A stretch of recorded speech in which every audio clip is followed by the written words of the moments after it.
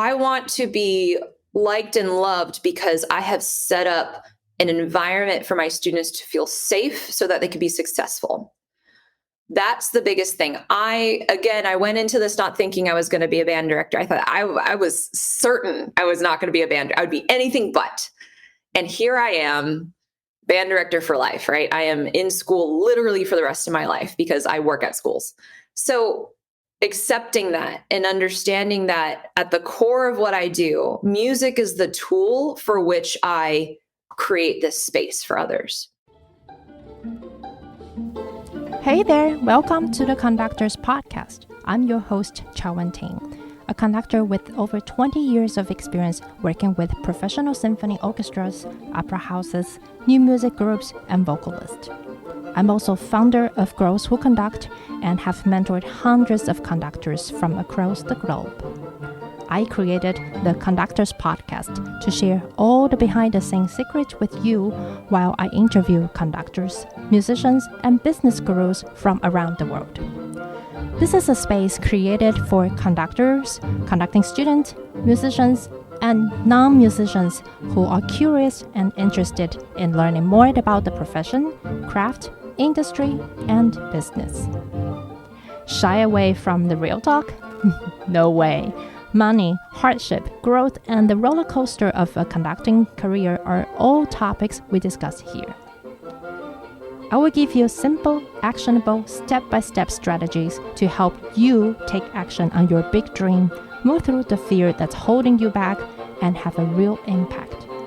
Now, pull up a seat, make sure you're cozy, and get ready to be challenged and encouraged while you learn.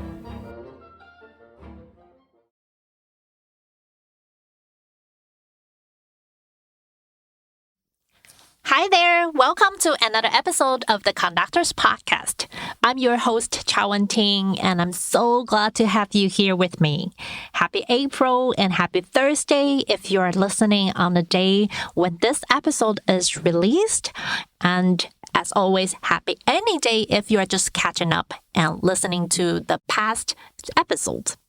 In the classical music world, we have been hearing a lot of the first women holding so-and-so positions. And while it's sad to see still a woman being the first of something in the 21st century, the first is certainly a great thing to celebrate. My guest today, Dr. Julia Baumanis, was the first for every single position that she has held. And today, in our conversation, she is going to share with us her experience as a woman band director at the college level. She is currently the assistant director of band at Rutgers University, Mason Gross School of the Arts, and she is the first female band director in the university's history. Previously, she served as assistant director of band and director of Atlantic Band at the University of Central Missouri, and also served as Multicultural Chair for the Missouri Music Educators Association. She has presented her research nationally and most recently has focused on developing a conductor's baton that records data collected from a conductor's expressive gestures. She is a graduate of the Florida State University, where she received her PhD in music education and instrumental conducting.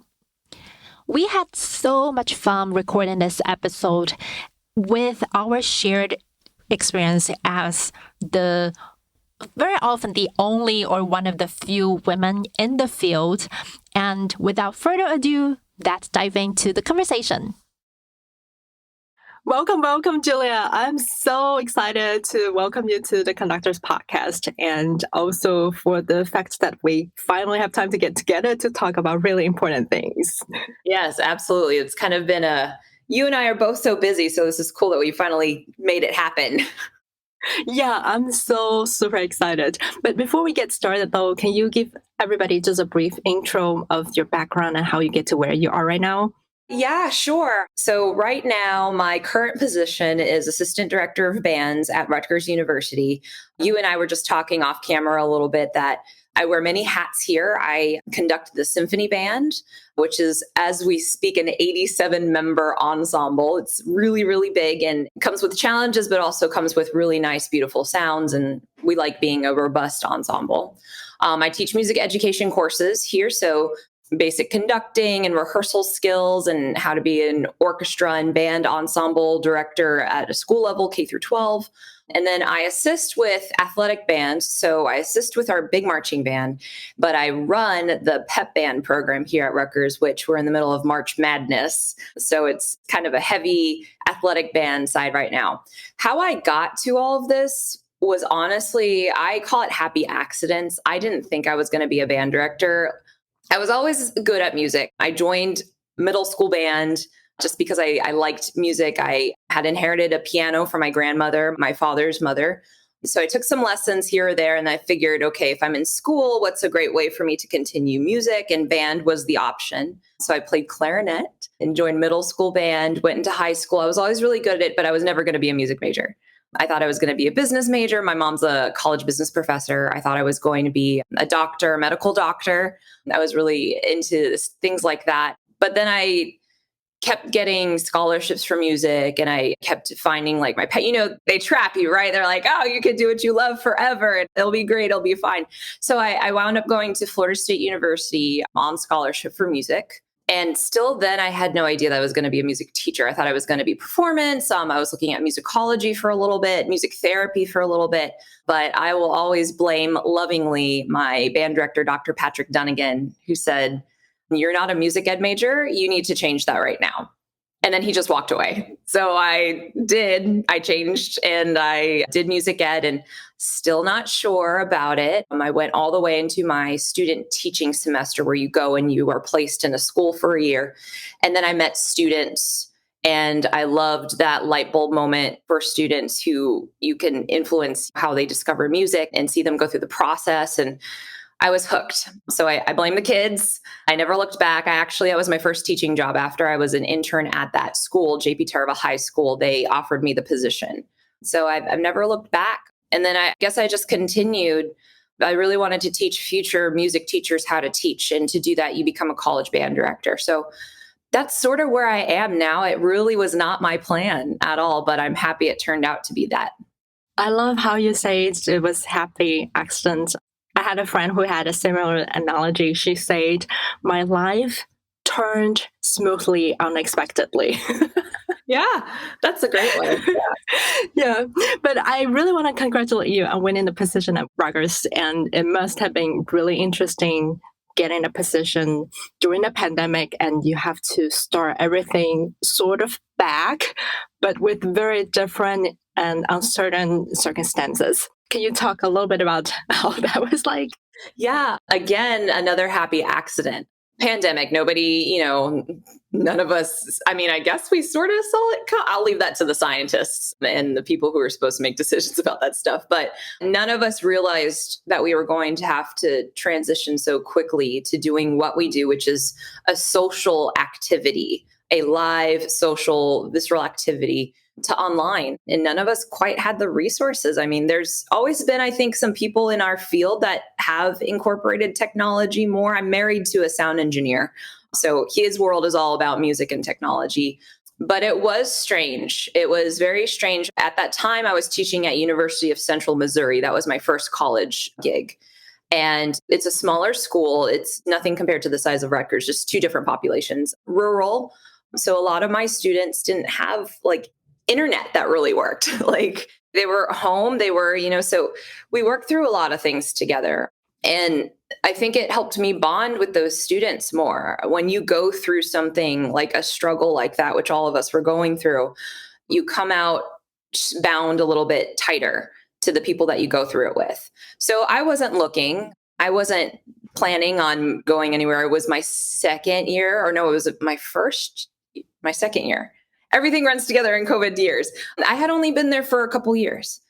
So when my mentor sent me the job posting for Rutgers and said, listen, you should really think about this, it was sort of a on the whim type thing. I threw in my hat for it thinking, okay, well, let's see where this goes. And I got the first round interview, which was by Zoom. And they asked me to sign up for a time. And there was like 50 time slots. I was like, okay, there's a million people applying for this job. There's no way. I've been college teaching for just a second. So fine, I'll do the first round and then just leave it at that. And that was, I think, in February. And I did not hear anything until May. So when that amount of time passes, you just think, okay, they didn't consider me. And I've now learned, now that I'm serving on committees, that's not always the case. Many things have to happen and many parts have to be put together.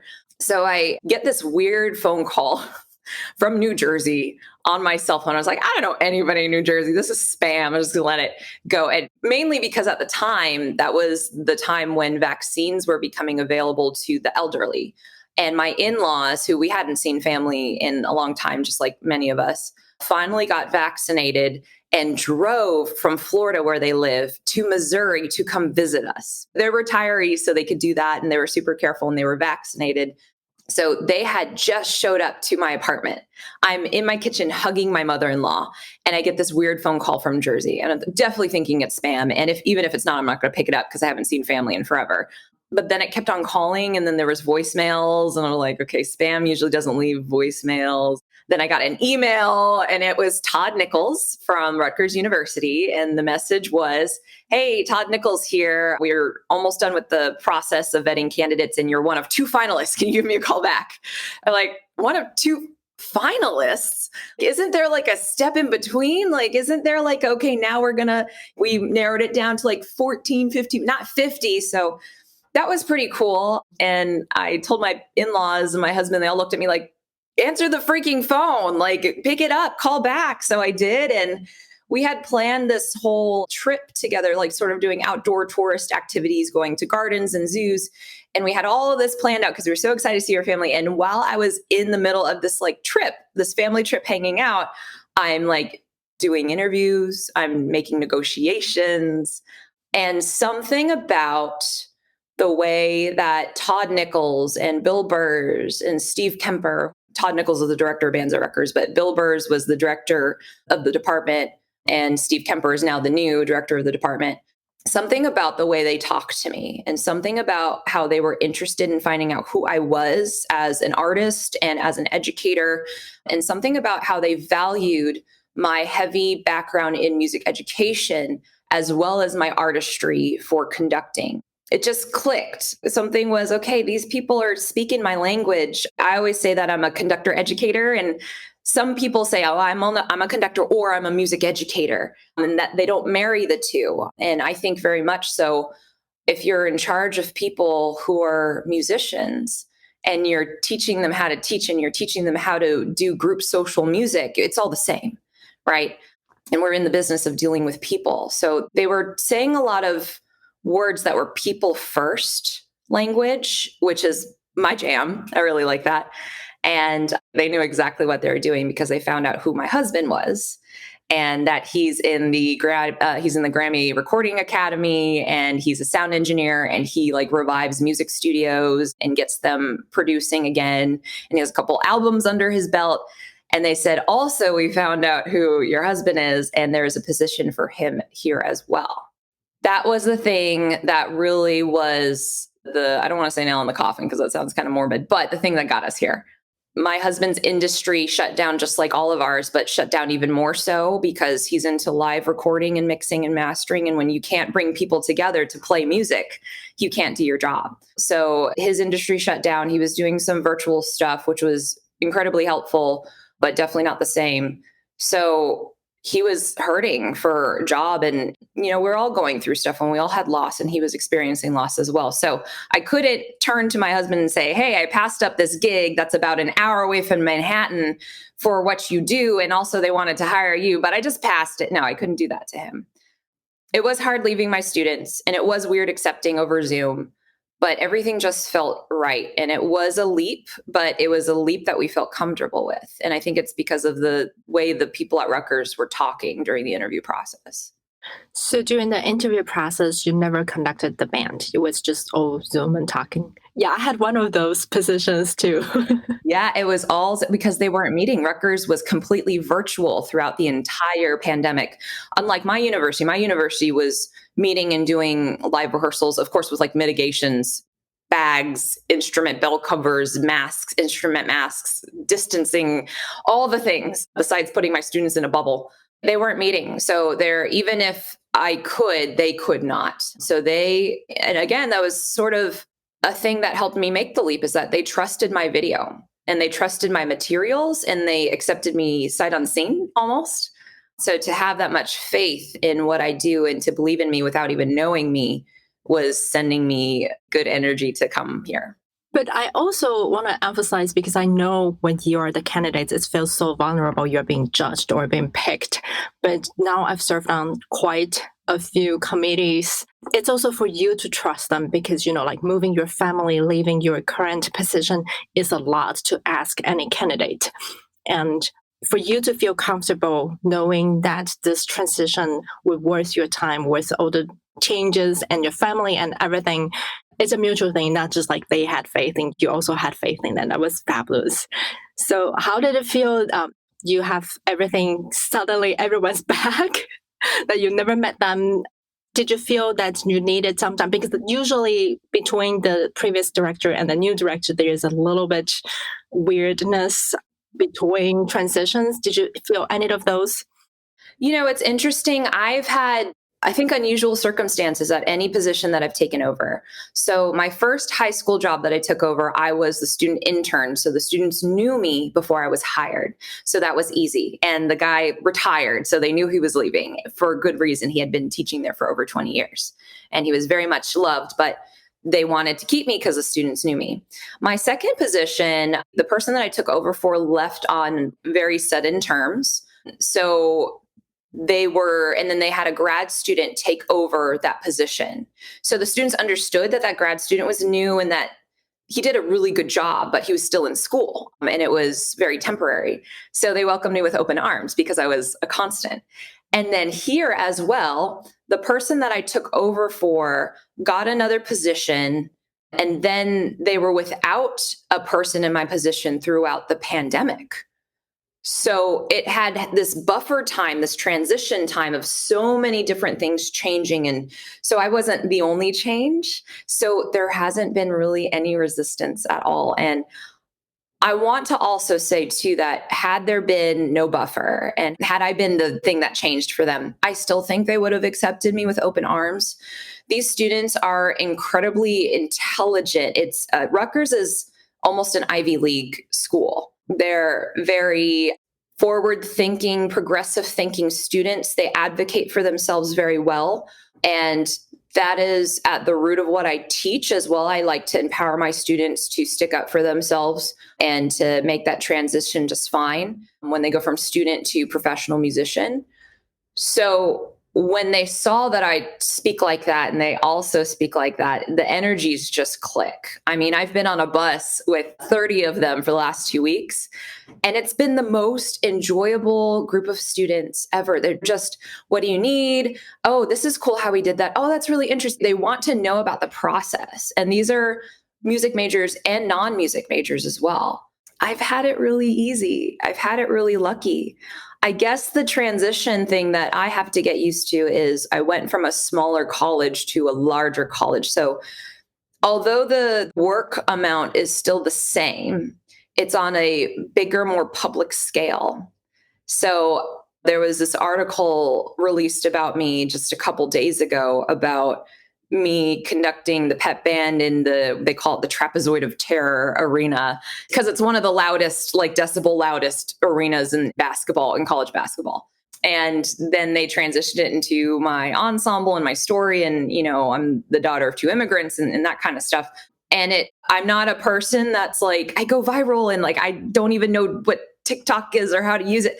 But like this really blew up. And as I'm in Indianapolis this past week for the Big Ten basketball conference, I had people who were from the Alumni Association who have nothing to do with music come up to me and say, you're the girl from the article. You're the girl. So that is the weird thing for me that I'm getting used to, being in the public eye a little bit more because it is a higher profile university. So that's a little thing to get used to, but I don't have to do it alone. My students are also on TV with me and my colleagues are also on TV with me. So all of us have to deal with the strange a little bit together. But as you said that the people look at you, oh, you're the girl that's in the article? Did you feel that you were singled out because you were also happened to be a woman in the department in a boys club, in a sense, because traditionally band directors, people look up to a man generally. How does it feel from your experience? Yeah. Oh, 1,000%. The article title was Pep Band Director Behind Earth Shattering Chants Shatters Glass Ceiling. It was something like that. So Yeah. and it was released during Women's Month and all that. So of course, that's absolutely part of it. I used to shy away from that kind of stuff because I want to be known for me. I want to be known because I'm good at what I do. And it's taken me a long time to say, I'm just really good at what I do. And I have grit to get through the hard stuff. And that has nothing to do with my gender identity, where I come from, the fact that I am a daughter of two immigrants. None of that translates to what's on my job description. None of it. But it's so much a part of who I am visually to the people looking in, because there are not many people that look like me in what I do. And I used to shy away from it, but I stopped shying away from it. And now I've sort of turned my work into creating spaces for us to highlight people like me so that I'm not the only one. And the goal to me is that there's so many people who look like me in what I do that we don't have to talk about firsts anymore. I don't want to be the first anymore, but I have been the first female band director at every place that I've ever worked since I started. High school, middle school, college, all these different things. Every position that I've ever held, I've been the first one. And that's just the female side of it. That's also the BIPOC side of it too. I have to embrace that because for some reason, even though I never had a female music teacher, I never thought what I did was going to be impossible. I never felt like, oh, you're going to have to work harder because I now realize that, but I've sort of been like naive to the whole thing. And I think it's because I saw my mom, who is a college business professor, I think I talked about. She's 5 foot something. She's a small Filipino woman. She grew up in extreme poverty. And now she's an international business and management teacher and like runs companies like she's a CEO. And there are really not a lot of people. I don't know if there's anybody else like her in what she does. I think she might be literally the only one in the world. So I saw her as a young girl. I saw her go through that stuff where people would call the house and ask for Dr. Baumanis. And she'd say, this is Dr. Baumanis. Like, oh, I'm looking for your husband. So I saw her go through these things. And whether I realized it at the time or not, she went through these crazy things that I think fortunately don't have to go through as much anymore nowadays. But that was always something that was processing, and I think in the back of my mind. Now that I'm in a position and now that I realize how unique I am to my field and exactly what I do, I embrace it. But having her as a role model made me realize that I don't have any barriers because she did it. I can do it too. And she did it in like crazier circumstances. So I want to say lucky, again, happy accidents. I feel like that's a theme for me. But, I do know of girls who say they never had female music teachers. So I never had a female music teacher, but I had my mom as a role model. But that's not the case for everybody. So if I could be that for whoever needs it, then more power to it. You know what I mean? While yes, I was in this article, 1,000%, it was highlighted that I'm the first female band directors at Rutgers University, which has been established as a university in some situation or in some case since 1766. First female conductor band director at Rutgers. I lean into it now because I know that I don't want to be the first anymore. That is awesome. I wasn't the first, but I was very often the only woman. And my department for 5 years, and then for a lot of like workshops, like I was the only girl and all that. But I felt you when you say it's like at the beginning of my career, I would hate the label that I was the first woman or I'm the woman conductor. I'm a woman of color. But then I think one point I just say, screw it. A lot of men got the position because they were men. Why do I have to feel bad? if I got a position because I'm a woman, I'm just good. And I'm good at what I do. And I just need the chance to prove myself.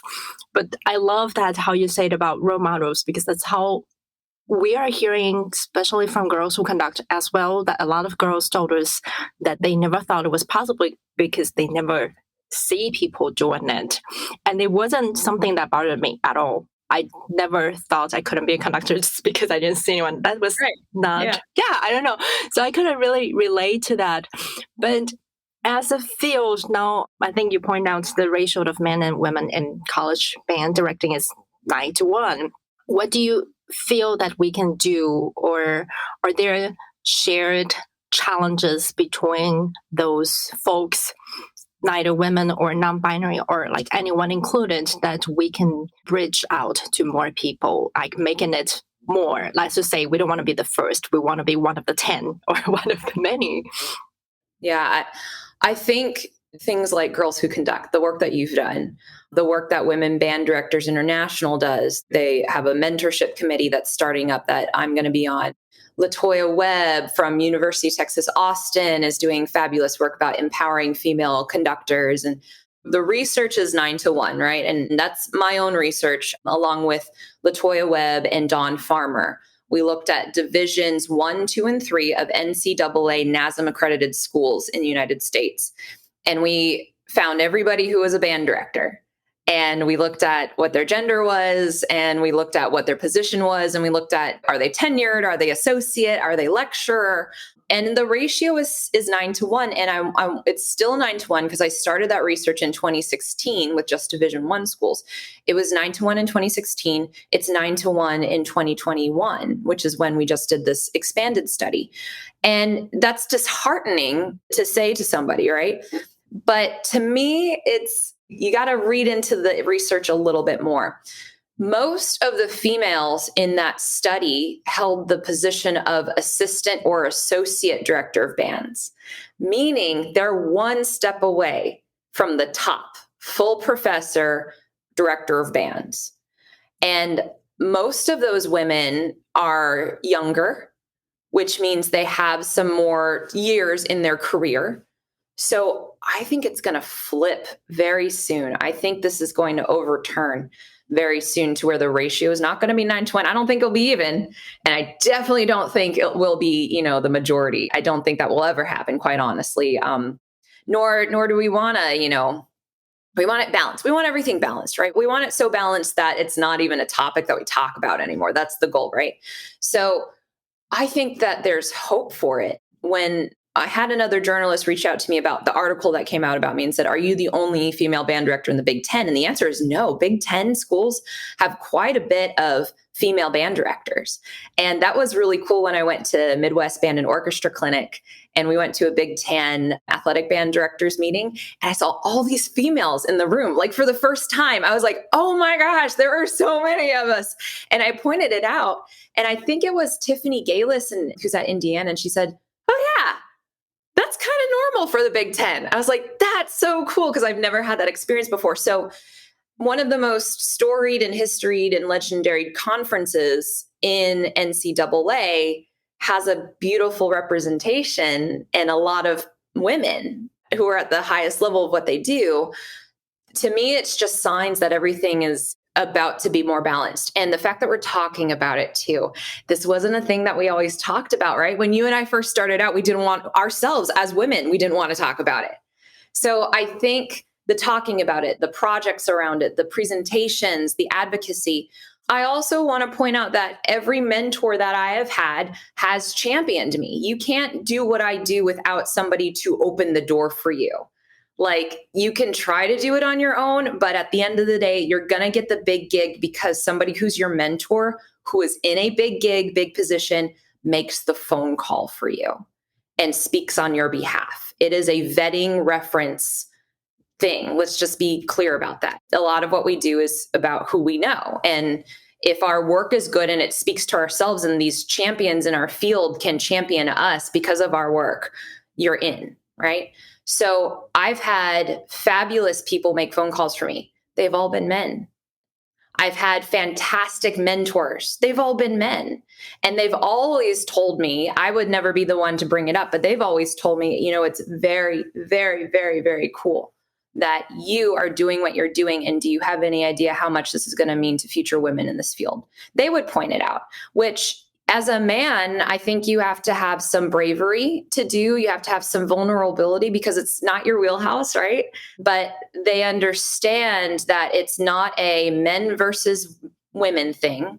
It's not a problem for women ourselves to solve. It's everybody in the community's issue to figure out. Just like it is for why is the race gap still here? Why are we only teaching this type of music? Why are we not expanding to these different composers or styles why are we so married to the Western classical field? Why is there no balance? So all of these things are community issues. And I just have been a part of a community that's been really good about helping lift me up. And I didn't even have to ask for it. They just knew. So if we can continue to do that, if people in the leadership positions, whoever they are, can help to bring the next generation up in whatever way, use their power for good, I see this as not going to be a big issue anymore in 20 years. I didn't know the details of the statistics, and I'm so glad that you shared the research side of it. And I wanted to echo on that because we see it in professional orchestral organizations and positions as well.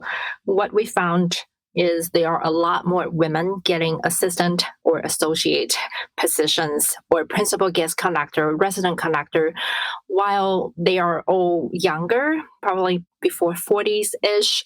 That also tells us, I don't know, like it felt like for some organization, it felt safer for them to put women at an assistant role or a helper role, and then also checks their diversity box.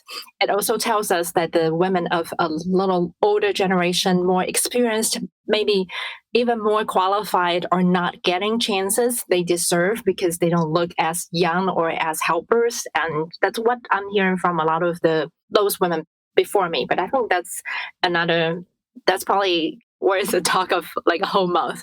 But I wanted to circle back from what you said about your mentors, because I had a similar experience. Every single one of my teachers were men, but they never said anything to me differently because I was a woman. But somehow that didn't prepare me into the jobs, in the sense that they didn't understand what barriers were out there. And they kept telling me, as long as you're good, you win it. As long as you have really sharp techniques, you're a great musician, you'll win it. When I go out, and we have a Chinese expression that's like, it's a little money into the giant wood. And so like, I didn't know how to respond to some of the things that happened to me, or I didn't know if they were not okay because I had never experienced or was not prepared for it. Do you have any similar experience, or do you mind sharing some of the stories? Yeah. Our male mentors, I feel like they can't prepare us for that because they'll never have to go through that. Just like my friends who are white and not a BIPOC person can't ever understand, just like I could never understand their experience. You know what I mean? So I think that's part of the issue, is that there aren't people who look like us who are yet the top mentors. When you and I get there, we can start something and fix that and be like, okay, the things that nobody else talked about, let's get into it. And I think that's kind of what you're doing here with this podcast. And there have been times where they are a little bit short-sighted on their reality of things, where, oh, they didn't mean it like that. And I was like, oh, really? Because this is how it translated to me, a woman, person of color in this field. Yeah, absolutely. Oh, it's really cool that they allowed you to do this. So I was like, well, am I just the token on the podium at this point? So I feel like I'm talking about microaggressions here. And my mentors have all been of an older generation. So again, I think the way we speak now is different from how they were taught. They would say, I remember some stuff when I was in high school where we'd have like an old school conductor come work with our ensemble. And it was like egregious things that if they said now, no way at all. But to deal with the microaggressions, What I do is I go to the people who also have those experiences. I have a very, very dear friend who's been a really almost a mentor to me. She was never officially my teacher, but she should have been. Her name is Dr. Ingrid Laragoiti Martin. She teaches in Colorado right now, but she's been a college band director, high school director of these fantastic, outrageously good ensembles. She's on the Ideas Committee for National Band Association. She takes things and initiatives that need to happen and makes them happen. And she gets the funding for them, and she gets the people on board, and she gets government officials, and she does it like so effortlessly. She's just like a people person. Like, she knows how to bring people together. So whenever I go through this stuff, I call her because she's half Dominican, half Chinese. I want to say she's 10 years older than me. And people always think that we're sisters. That's how much we look and act the same way. And so she went through it 10 years ahead of me. So she's been through more of the junk, more of the aggressions, more of this, more of that. And because she's been through it, and because she had her experience and how she dealt with it, and then also dealt from the blowback of how she dealt with it or the successes of how she dealt with it, she can say, okay, well, this happened to me and this is how I handled it. And that's how that turned out. So maybe go the opposite way. Or no, girl, this is like too much of a thing. You need to not allow this to happen. Don't make this part of the culture. So I turn to that person. And I also have another person who was never my teacher, but a fabulous human being and educator and leader, Pat Setzer, who is in Missouri. She was one of the first women band directors in Missouri, the actual state, in the 70s. And she shared her story with Women Band Directors International during their summer conference last year, where there was a news crew that like snuck onto her marching band field and had a news story about her because they're like, oh my gosh, a woman teaching. Are we all doomed? It was like supposed to be a doom and gloom story. And they like were in the bushes filming her. And I'm like, Pat, how did you just not pack up and quit? And she's like, what would that do for my kids? And she'd take her marching band, which was a fabulous marching band, which won everything always, to competition. And all of the other bands would be set aside by 5 yards from her band. The band directors made them stand 5 yards away from her band, like she was a disease or something. And I said, what did you tell your kids? And she says, I just told them, this isn't you, this is me. And she said, I stopped going out onto the field with my kids so that they would treat my kids fairly. And to hear stories like that of grit to get through the BS that puts it in perspective for me. When I have something happen to me that's like a microaggression tokenism moment, I remember these stories, I call my people, and it puts it in perspective for me. And it sort of resets that, okay, why am I here? Why am I doing this? It's for my students. It's for the art. Those people are going to fade away very quickly because I'm going this way and I'm taking all these wonderful people with me. So that's the way that I deal with it. And I know that my male mentors and male colleagues won't ever truly understand. They're all allies, but they won't ever truly understand. And I can't fault them for that. I can fault them for when I tell them this is wrong and they don't try to actively make a change. But those people aren't my mentors. Yeah, I love hearing those stories because I had so many. And then, yeah, as you say, those microaggressions, and sometimes they don't know it and they don't mean it, but it doesn't mean what they are doing is okay. But it's also, I think it's a shared responsibility. We have to let them know it's not okay. They didn't know because no one had told them, and it's not too late as long as we let them know. Kind of, it's an educational experience, I felt. Yeah. And I wanted to ask you a question because I was asked about that in an interview, and I didn't have that experience, so I wanted to hear your thoughts. So I was asked one time if I felt now I'm a woman conductor or also a conductor of color that I had to act in that category because like I never thought that I was a woman, and then now because everybody think you're a woman conductor, you should act or like do certain things in a way. Like, first of all, what the heck does that mean? Like, I'm a woman? Oh my gosh, I had no idea. okay, so like now that I'm a woman, I have to like, and then you've like, what mold are they asking you about? So like if somebody, yeah, sorry, go ahead. No, I wasn't. For the interviewer, I think she got that idea from some of the people that she interviewed. So some other conductors shared that they never felt they were a woman until they were labeled and then started to be expected to do a certain thing. And that was shocking for them. And so she asked if I had that experience. I say no. And also on the racial side, because I grew up in Taiwan. So I didn't feel that racial tension growing up. So I never felt that I was different. I was a minority that my kids are going through. But I was just curious. I used to get asked, what does it feel like to be a woman conductor? I know, I get asked that a lot too. Or I got asked, do you feel you were discriminated because you were a woman? I say, I don't know, because I was never a man. So I don't know how they would treat a man. Well, and my response, and I think I said it a couple times, but like I have to be careful. But now that I'm older and I'm like in a gig, if somebody asks me it, I do a little tongue in cheek, because it is kind of like, that was something people asked me like a long time ago, more so than they ask me now. They're a little bit more tactful about their question. But when I used to get the question, how does it feel to be a woman conductor?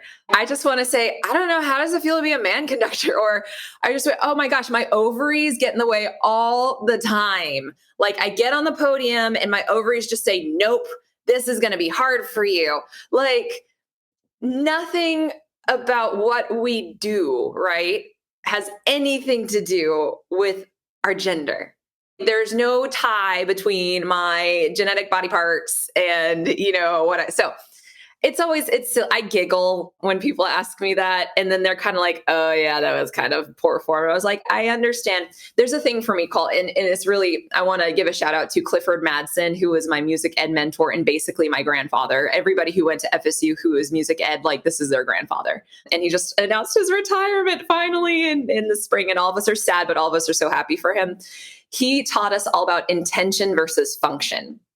So when somebody asks me a wackadoo question like that, which I think it's a weird question, I say, okay, first of all, Julia, and this is all in my brain, calm down. What is their intent, right? And is it matching how it's functioning for you? And is this a person whose intent is great? And if you told them, okay, listen, I know that you're intending to ask me about what it's like to be a little bit of a minority in my field. And if I've, but it's functioning as a little bit icky because there's really no difference of me. Like I don't turn into like a literal superwoman with a cape on the podium. I'm just me. I just step up and get a little bit taller. That's the difference, right? Is this person going to be a person that I can make this into a teaching moment for? Or is this person's intent not a good intent? And is the function matching up to be, this is not a good place? And is this person just going to be deaf to what I have to say? Are they not here for the lesson? So I started like that because I used to fight every battle like it was a war. I grew up with two sisters. Everything was a competition. We're in a very highly competitive household. So I was like a fighter, right? A little scrappy fighter. So I used to fight everything. And that turns a lot of people off to your message, right? If your message is to say, listen, yes, we do need to talk about this. And yes, I am a minority in my field, but quite honestly, I am just me as I am. And those parts of me that are female and BIPOC are stuff that I just can't, it's just my packaging that I came with. The contents are unique because they are Julia, or they are whatever my soul is made up of, right? Is this person going to be open to that? Or is this person not going to be open to that? And if they're not going to be open to that, they're not worth my time. So I always ask the intention versus function question. What's the intent and how is it functioning? And then I go from there. And then I say, okay, is this person going to be open to the message? But I have been asked that question. I mean, I do a lot of interviews and articles about being a female in my field. I also think that when these people are like, well, you have to step into a female role on the podium, I'm curious as to what they think that role is. Like, do you have to be more soft-spoken? Do you have to like be pretty and like flowy with your conducting or whatever? I'm interested to see like what they think that is, because I am the exact opposite. And I have been since I was born. My mom used to call me wild child because I was loud, I was wrong, I was a crazy kid. Nobody wanted to babysit me when I was little because I would just like yell at the top for no reason. I just loved to like make a scene. So I'm like a very extroverted type human. And that, if we're going to like grossly stereotype what these people might think about the female persona on the podium, I'm not that. I also don't have children of my own. So I don't know if I guess I'm nurturing to my students, but like I don't have the experience of raising children of my own. So I don't know if I'm like this nurturing type thing that people put on mothers all the time, right? I would say in a lot of ways that my husband is a lot more nurturing than I am because I'm just like, figure it out. I got to go do this. So it's all silly. And I approach it sort of like with lightheartedness because I don't want to make that person who's asking the question, if their intent is good, I don't want to make them feel scared to talk about these things. Because again, if we talk about these things and we spread the message more, I think there's going to be more of an understanding of what truly this is. So looking back to all those amazing things that you have done, what is your biggest takeaway? What's the most important thing that you learned? The most important thing that I learned, I have two things. I have stuff that deals with people around me, and then I have stuff that's just like Julia. The thing that I learned for the environment and the community that I serve, which is always my students, right? And when I say my students, I call them my kids. And it's a term of endearment. It's not, to put them down or whatever. And they call me mom sometimes. I just had an email come in from a pep band kid that said, Mom, when are we leaving for the, that kind of stuff. So I think the biggest thing that I learned is that what I do does have an impact on the people around me. So I have to not take it so lightly. I have to be kind with my words. I have to be clear with my words, and I have to be clear with my expectations. I feel like a lot of young teachers go into it and they want everybody to like them. They want to be the teacher that everybody likes. And nobody wants to be hated. Like, that's weird, right? Unless I guess you're like an internet troll and you like feed off of that kind of stuff, I guess. I don't know. Not me, and definitely not teachers. But I want to be liked and loved because I have set up an environment for my students to feel safe so that they can be successful. That's the biggest thing. I went into this not thinking I was going to be a band director. I thought I was certain I was not going to be a band. I would be anything but.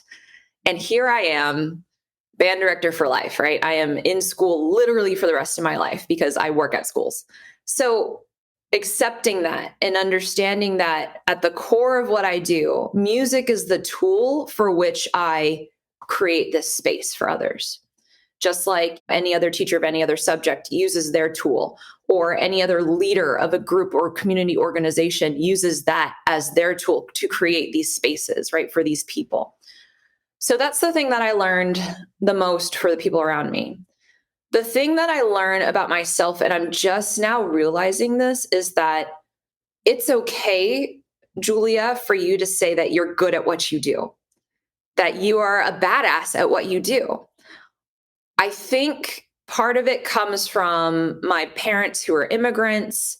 Part of it comes from being perhaps a woman minority in my field, in my training. Part of it comes from not wanting to be so showboaty. And part of it, I think, comes from, not wanting others to think like, oh, she's such a show off, the kind of stuff. A lot of times I say, well, I came into this, at the beginning of this era, I came into this a happy accident. I came in, and I put a lot of how successful I am on the back of fate and circumstance. But I'm getting better at saying, you know what, Julia, the reason why you've gotten from this point to this point, yes, right place, right time. But the journey between the destination points was you. And you're good at what you do. And that's okay to say that you're good at what you do and that you had the grit to get through the BS. Because I think that's an important message for my students. You got to be good at what you do. You have to have the grit to get through the BS that comes with what we do, right? Musicians we're taught to be perfectionists, and perfection is not attainable. It's not a real thing, but we're taught to be that way. So it's a lot of stuff. And I think a lot of this comes with imposter syndrome. Somebody does something great and they post it on social media and you're like, oh my gosh, they're 5 years younger than me. What have I been doing with my life? Right? No, stop, take a breath, celebrate that you are doing big things. And it's okay to advocate and say, you know what? I'm good at my job. I'm not just good, I'm really good at my job, because it gives me a push up, right, to my soul. Like, I've lifted yourself up a little bit. And I know I'm in a really supportive place, but I know there's a lot of people who are not in supportive institutions and they don't have the resources and everything that I'm fortunate enough to have. So who's going to be your cheerleader? I have a lot of cheerleaders. I'm very fortunate and privileged that I have a lot of very good cheerleaders for me. Lots of people don't. So you have to be yours. I'm doing that for myself to also make sure that I'm not self-sabotage imposter syndrome, which is like a completely other podcast that we could go on for hours about. But that's something that I've learned literally in the last 3 years to accept, to say that I'm good at what I do, which is bonkers, right? So that's my biggest takeaway from my own individual growth. But that is something sometimes so hard. I'm also in the learning of acknowledging that I was good as well. Like, I just came back from Paris and after I stopped at quarterfinal, I spent a whole day kind of reviewing what I did wrong, or what I could have said differently, or how I could have been better, until a mentor said to me, you were good. You were different. You didn't do some things that others did. It didn't mean that you should be, because you're you. And that got me thinking, I seldom give myself credit for the good parts that I did. But that's so important. But you have to be really good at what you do, and to be able to take those happy accidents. That's how I feel. But I will put this in the show notes, but I wanted my audience to listen it from you. So can you share where they can find you if they want to reach out to find a happy mentor or a cheerleader? Yes, I'm getting better at the social media thing. But right now, if you wanted to email me, the best way to email me is j.baumanis, which is my last name, Baumanis @rutgers.edu. That is I'm an email fiend. I used to check Facebook when I first woke up. Nope, it's my email. And it's probably an issue of some sort, but I love answering emails. It's like checking something off of a checklist. It's very strange. I probably need to talk to somebody about it. So if you need me, reach out. You could do email. I'm also on Instagram, Julia Baumanis, one word. I'm also on Facebook, Julia Loren Baumanis. Loren's my middle name. It's spelled like Lauren, but it's pronounced Loren, like Sophia Loren, which is what my mother named me after, which is kind of cool. This old Italian sex pot kind of thing. You named your child after this? Kind of racy, Mom. So you can find me in all those places. I do have a TikTok. I will never post on it. So sure, if that, great. I don't have a Twitter. I'm working on that. I promise. I don't tweet, and I decided I'm not going to try. It's enough for me. Yeah, right. The Instagram and the Facebook and the email is about as much as I can handle right now. Yeah. I admire people who can handle all that. I just can't. Yeah, it's too much. But thank you so much again for coming. It's such a wonderful chat. We should do it more often. Oh my gosh, I can't wait till I could hang out with people not on the internet and then just be for hours, So yes. Someday soon. Great. Thank you. Yeah, thanks. Here you go, my friend. I hope that our conversation inspired you if you're a conducting student or a young conductor still working up the ladder. And if you're an experienced conductor, that you found some common ground in our experiences, or that you share and agree with our visions in helping the current and the next generations of conductors of color, minority conductors, or women conductors. I can only speak for myself, but I certainly don't want to be the first or the only woman in my field anymore. I know we still have a long way to go before women can perhaps one day become the majority of the dominating gender in this field, but I'm really glad that we are working toward at least some gender parity on the podium. And it's really comforting to know that there are a lot of colleagues, both men and women, white and people of color, working towards this mission. If you haven't already, I would really encourage you to check out the website of Girls Who Conduct and a lot of great organizations working towards more diversity, inclusion, and equity in the field, including the one that Julia is involved with, the Women Band Directors International. Again, I'll put everything in the show notes, and you can find things at chaowenting.com/31. And I will see you next week at the same time, same place. If you're loving this show, please don't forget to subscribe and or leave a review on Apple Podcast. And that will be the best encouragement for me. Thank you and bye for now.